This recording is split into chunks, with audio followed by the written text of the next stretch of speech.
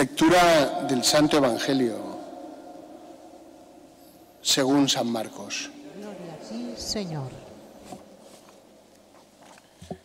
En aquel tiempo Jesús llegó a casa con sus discípulos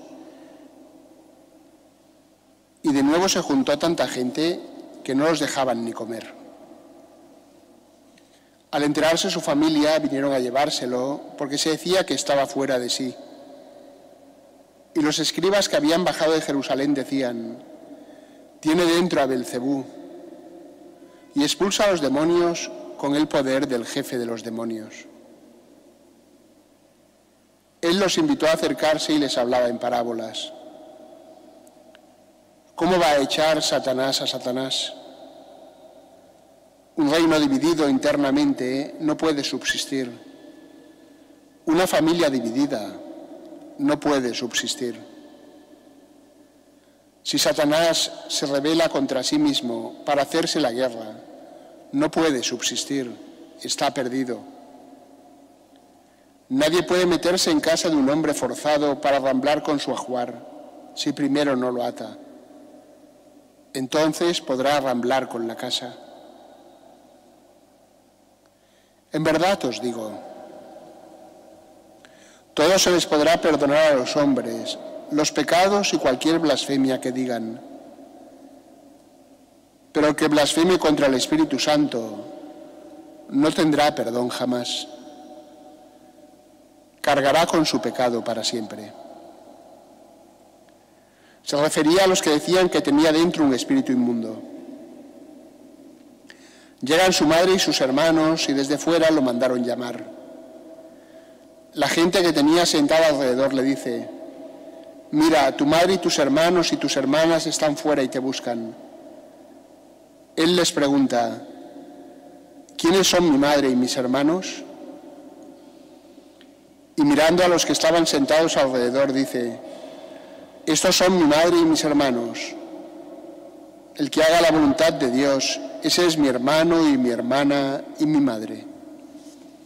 Palabra del Señor. Gloria a ti, Señor Jesús.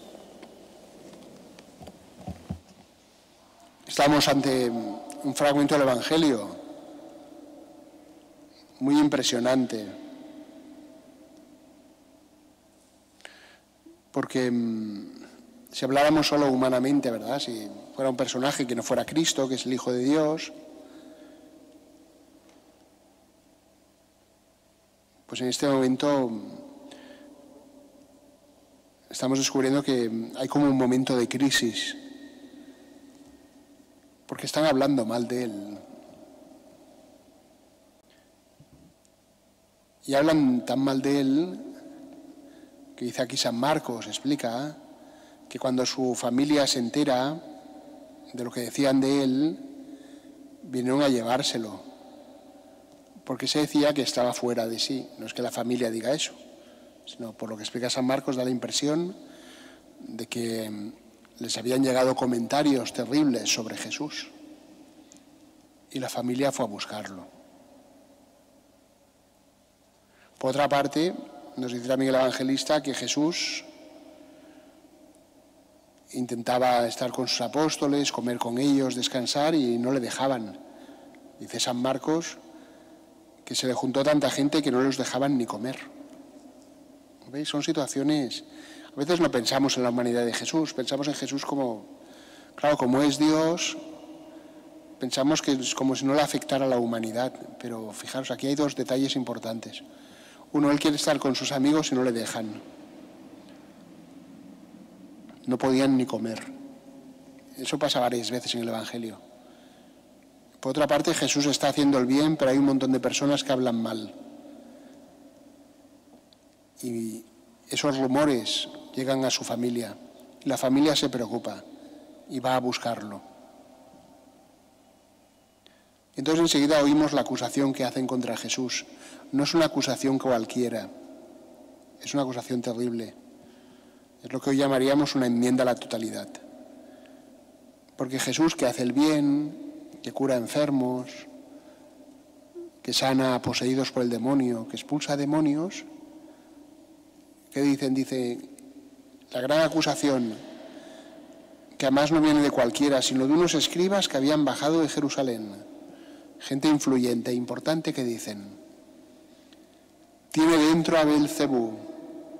Belcebú es el príncipe de los demonios. Dice, y expulsa a los demonios con el poder del jefe de los demonios. Tú ahora dirás, y lo sabemos, vaya acusación más tonta, Jesús mismo la desbarata enseguida, la desmonta. Pero fíjate la situación, ¿eh? Esa es la situación de Jesús, en su humanidad. Piensa en la humanidad de Jesús. Digo también eso porque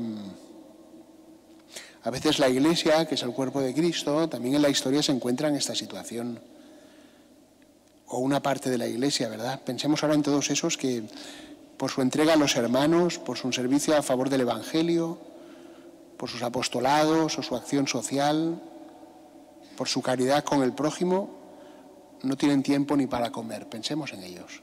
A veces nos olvidamos. Nosotros aquí ahora estamos muy cómodos en la misa, ¿verdad? Estamos bien en la celebración. Espaciosos, tranquilos. Pero pensemos por un momento, porque allí también está Cristo. En ese Cristo que sigue actuando en el mundo a través de los cristianos, en los que no pueden llegar a todos. Pensemos, por ejemplo, en los sacerdotes, en las religiosas, en los cristianos, que por ejemplo ahora están en la franja de Gaza, ¿verdad? Preocupados por sus propias vidas, pero dedicados a cuidar a la gente de allí. Igual no es que no tengan tiempo para comer, que igual ni siquiera tienen comida. Y pensemos también en todos los que hacen bien y son calumniados o son atacados. Pensemos en esos, ¿verdad?, que intentan minar su servicio a Cristo, hablando mal de ellos, calumniándolos gravemente. Y ahora vamos a ver cómo Jesús desmonta esa acusación de los escribas que han bajado de Jerusalén. Dice una cosa muy obvia. Dice, ¿cómo va a expulsar Satanás a Satanás? Le dicen, en ti está el príncipe de los demonios. Dice Jesús, dice, vaya tontería. Dice, ¿qué sentido tiene que el príncipe de los demonios expulse a los demonios? Dice, es como si destruyera su propio reino, vaya tontería. Pero nos enseña una cosa muy importante. ¿Sabéis qué nos enseña? Que a veces cuando nos ponemos contra Dios, acabamos haciendo afirmaciones absurdas. De hecho, el hombre que se vuelve contra Dios acaba perdiendo la razón. Y también el cristiano que se resiste contra Dios a veces entra en contradicciones, habitualmente. Tiene que dejar de razonar, tiene que prescindir de la inteligencia, tiene que abandonar la lógica. Y entonces Jesús después da una enseñanza muy importante, dice, todo se puede perdonar a los hombres. Tú dirás, ¿hay algún pecado que no se pueda perdonar? No, todos los pueden perdonar. Oiga, es que ese ha cometido muchos asesinatos. Si está arrepentido, se le puede perdonar. Dios le puede perdonar. Es que se ha hecho mucho daño. Ha sido la causa de la desgracia de mucha gente. Ha sembrado mucha cizaña. Ha guardado mucho rencor. Ha sido un hombre con una vida licenciosa, desordenada. Si está arrepentido, si se acoge a la misericordia de Dios, Dios lo puede perdonar. Pero dice Jesús, dice, todo se le podrá perdonar a los hombres, cualquier pecado y cualquier blasfemia.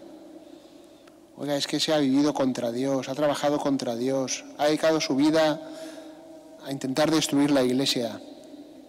De hecho, hay historias de verdad y conversos que antes han intentado, ¿verdad?, acabar con el cristianismo. Si se arrepienten, Dios los puede perdonar. Dice, pero el que blasfeme contra el Espíritu Santo no tendrá perdón jamás. Cargará con su pecado para siempre. Aquí aparece lo que se conoce, después ha pasado, ¿verdad? Se le llama el pecado contra el Espíritu Santo. El Papa Juan Pablo II, San Juan Pablo II, en una de sus encíclicas que dedicó al Espíritu Santo, que se llama Dominum et Vivificantem, explica en qué consiste este pecado. Dice, la blasfemia contra el Espíritu Santo no significa en proferir palabras contra el Espíritu Santo, esta o aquella, ¿verdad? Dice, sino que es resistirse a la misericordia de Dios. Lo dice, lo podéis buscar, creo que es el número 46 de esa encíclica. Pero viene a decir algo así como, es el pretendido derecho a querer perseverar en el pecado. Dice, la blasfemia contra el Espíritu Santo es como si alguien dijera, yo tengo derecho a vivir en el pecado. Y tú dirás, hombre, eso a mí no me pasa. Bueno, nos puede pasar un poquito, porque a veces uno dice, tengo derecho a guardar rencor en mi corazón, porque esa persona mira todo lo que me ha hecho, ¿no? Y cree que tiene derecho a ello. Cree que tiene que perdonar a todo el mundo, menos a esa persona concreta que por lo que sea le ha hecho algo, entonces cree que tiene derecho a perseverar en eso. O cree que tiene derecho a determinado pecado, por lo que sea, ¿verdad? Porque compensa pues todas sus buenas obras, su vida de oración, incluso sus sacrificios, su generosidad, su limosna. Entonces dice, pero bueno, entonces yo tengo derecho a mantenerme en este pecado. Y dice eso Juan Pablo II, dice, es el pretendido derecho a perseverar, a mantenerse en un pecado. Entonces el que reivindica como ese derecho, el que se empecina en su pecado, entonces lo que hace es rechazar la gracia de Dios. ¿Cómo se le puede perdonar a alguien que no quiere ser perdonado? No se le puede perdonar. Por eso, ¿verdad? Después, cuando eso se explica, pues, ¿cómo podemos decir que es ese pecado? Pues puede ser, ¿verdad?, la desconfianza de la misericordia divina, la desesperación. Puede ser la presunción, el pensar yo no necesito de la gracia. Puede ser la pertinencia, la insistencia en el pecado, ¿verdad? Bueno, pidamos nosotros, queridos hermanos, que el Señor nos conceda un verdadero espíritu de humildad y de arrepentimiento, porque Él no deja de dar su gracia, su amor. Aquí aparece en el contexto, ¿verdad?, de todos esos que se niegan a reconocer el bien que hace Jesús. Una manera de abrirse a la misericordia es alegrarse por el bien que vemos a nuestro alrededor y rezar para que el bien de Jesús, la gracia de Dios, se siga difundiendo en el mundo. Eso esponja nuestro corazón, lo contrario lo endurece. Si empezamos a tener envidia, ¿verdad?, de otros, porque son mejores o porque les van las cosas mejor, entonces nuestro corazón se empieza a endurecer. Si empezamos a buscar enfrentamiento con otras personas para reivindicar supuestos derechos, nuestro corazón se empieza a endurecer. Que el Señor nos conceda mantener nuestro corazón abierto a su humildad, sencillos, humildes, abierto a su generosidad, abierto a su misericordia.